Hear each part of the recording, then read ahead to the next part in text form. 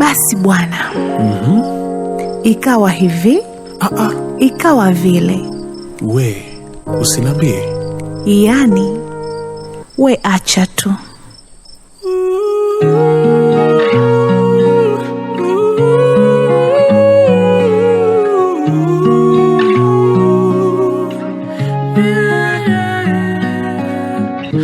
Stories on, the stories on, stories on, stories on, the stories on, stories on, the stories on, stories on. Dimple, that smile. Yes, the stories on.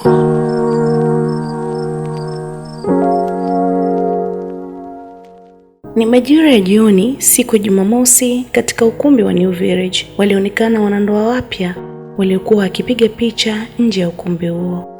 Wanandoa hao walionyesha furaha isiyo na kifani, ila pembeni kulionekana na mwanaume mmoja aliyekuwa akiwaangalia sana, tena kwa uchungu wanandoa hao wapya. Machozi yalimlengalenga mwanaume huyo. Mara akasikia akipigwa begani, "Bosi, vipi?" Ilikuwa ni sauti ya mmoja kati ya wapiga picha waliokuwa wakihudumia shughuli hiyo. Jamaa alijifuta machozi na kumwambia mpiga picha huyo, "Usijali kaka, hawa watu wametoka mbali sana, ninawafahamu, wamepitia mengi sana." Akageuka akaondoka zake. Wanandoa hao wapya waliendelea kupiga picha kwa pozi mbalimbali, mara wabebane, mara wapakatane, mara wafanyaje, ili mradi tu waweze kufurahia siku yao. Mwanandoa wa kike ambaye alikuwa anaitwa Rose akasikika akimuita mume wake kwa sauti ya mahaba, "Babe," kwa sauti fulani hivi yenye upendo ndani yake. "Si unajua tena penzi jipya wewe, acha tu." Sauti ambayo ilimshtua yule mwanaume ambaye alikuwa anaondoka. Akageuka kwa jicho la huruma kumwangalia Rose akiwa amemshika bega mume wake na kumwambia, "Nakupenda sana mume wangu, wewe ndiye uliobeba nusu ya moyo wangu." Maneno haya yalionekana kumuumiza sana yule mwanaume aliyekuwa akimwangalia. Basi akatikisa kichwa akaenda zake. Kumbe kuna ndugu bwana harusi alikuwa anamfuatilia mwanaume huyo muda mrefu tu. Hakujua ana shida gani, ikabidi amfuatilie, lakini hakujulikana alipopotelea. Muda wa picha ulipoisha, wakaondoka wakaenda tena saluni kwa ajili ya kujiweka sawa. Baadaye wakaenda ukumbini. Ukumbini kulipendeza sana. Kulikuwa kumepambwa na rangi nyeupe na maroon iliyofanya paa wake vizuri na kung'ara. Kama kawaida, walianza maids kuingia ukumbini, alafu wakafuatia wanandoa hao wapya. Walichagua wimbo mzuri wenye mashairi mazuri ya mapenzi. Walichangamka sana, walicheza vizuri mno. Ghafla amani ya mwanamke ikapotea. Alijikwaa kwenye waya wa umeme, almanusura adondoke, lakini kipenzi chake, mume wake, alimdaka na kushangaza ukumbi mzima. Alimbeba mkewe mpaka walipoandaliwa kusimama. Yaani ukumbi mzima ulishangilia, lakini hawakujua kama alijikwaa kweli. Walidhani ni aina yao tu ya kuingia ukumbini.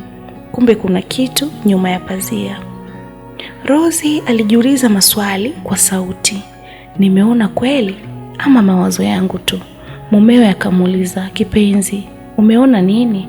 Rosie alishtuka akasema, "Daddy, kumbe nimeongea kwa sauti." Kumbe bwana. Rosie alimuona yule mwanaume aliyekuwa akilia kule wakati wanapiga picha kule New Village. Mwanaume huyo ni nani? Na kwa nini alikuwa analia? Na kwa nini Rosie ashtuke alipomuona mpaka atake kudondoka? Ikafika muda utambulisho bwana.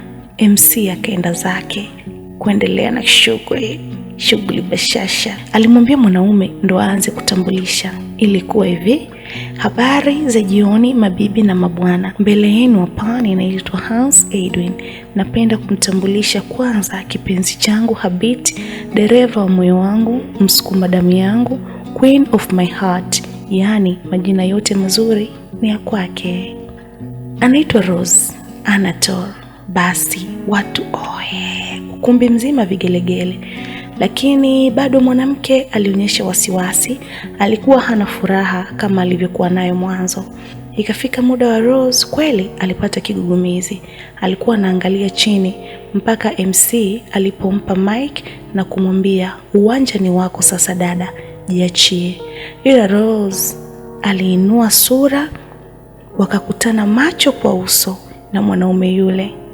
Akaishiwa pause tena, ila sauti ikaja ndani yake, jikaze Rose, jikaze, hii ni siku yako muhimu, haiwezi kujirudia. Rose sasa aliposhika mic, habari zenu wakubwa, shikamoni, wadogo zangu mambo. Basi ukumbi mzima wote woyo. Niliopo mbele yenu ni mke halali kabisa wa Hans Edwin. Mimi napenda kumuita dadi yake kwa kuwa nampenda sana tena sana. Utambulisho ukaisha, MC akawaambia Hans ampeleke mkewe akakae. Basi walipanda ngazi kidogo kidogo kwa pause mpaka jukwaa waliloandaliwa. Rose akamnong'oneza matroni wake, pia alikuwa ni rafiki yake kwa siku nyingi, kwamba nimemwona mtu kama Rodrick, yaani nimeshtuka sana, naomba uende ukafuatilie hatua paka hatua. Ameninyima raha, sina raha kabisa, yaani sina hata hamu, naogopa dia, sijui kaja kufanya nini. Matron akamwambia, tulia, mvuta pumzi, ngoja nipange watu wakamdhibiti. Basi sasa huyu kaka ni nani na ameingiaje kwenye shughuli, na ni kwa nini Rose akose raha alipomwona? Hata mimi najiuliza. Basi usikose kufuatilia kisa hichi katika episode itakayofuata. Msimulizi wako naitwa Dimple the Smile, the Queen of Love. Basi bwana, ikawa hivi, ikawa vile. We, usinambie. Yaani, we acha tu.